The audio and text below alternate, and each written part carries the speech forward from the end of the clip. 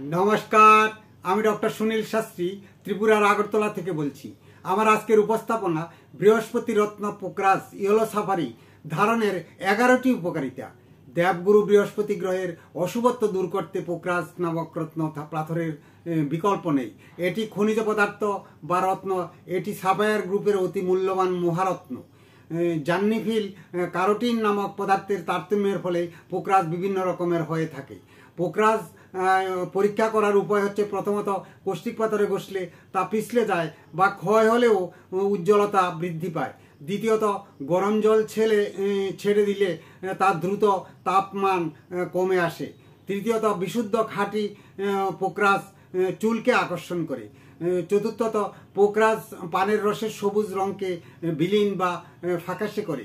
পঞ্চমত জমাট বাঁধা খাঁটি ঘি এর উপর ছেড়ে দিলে তা দ্রুত গলে যায়। পোকরাজ অন্তত 17টি দেশে পাওয়া যায়। এর মধ্যে উৎকৃষ্ট মানের জগৎ শ্রেষ্ঠ পোকরাজ হলো কাশ্মীর, সিংহল ও শ্রীলঙ্কার পোকরাজ। ব্রাজিল, জাপান ও মেক্সিকোর পোকরাজ হচ্ছে দ্বিতীয় শ্রেণীর।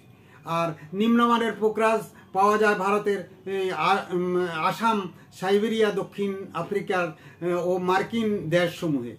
এবং বিশুদ্ধ পোকরাজের মূল উপাদান হলো অ্যালুমিনিয়াম, ফ্লোরিন ও সিলিকন।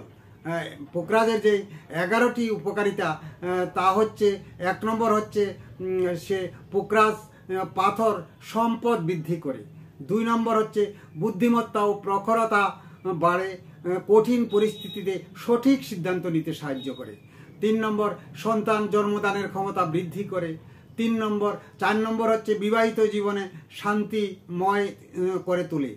5 হচ্ছে বিবাহের বিলম্বতা দূর করে। 6 হচ্ছে ব্যবসা বা চাকরি জীবনে গোপন শত্রু থেকে রক্ষা করতে সাহায্য করে। 7 হচ্ছে আত্মতৃপ্তি ও মনের শান্তি বৃদ্ধি করে। 8 হচ্ছে দুশ্চিন্তা দূর করতে সাহায্য করে। 9 হচ্ছে শিক্ষাক্ষেত্রে মনোযোগ বৃদ্ধিতে সাহায্য করে। 10 হচ্ছে রাগ নিয়ন্ত্রণ ও মিশুকে হয়।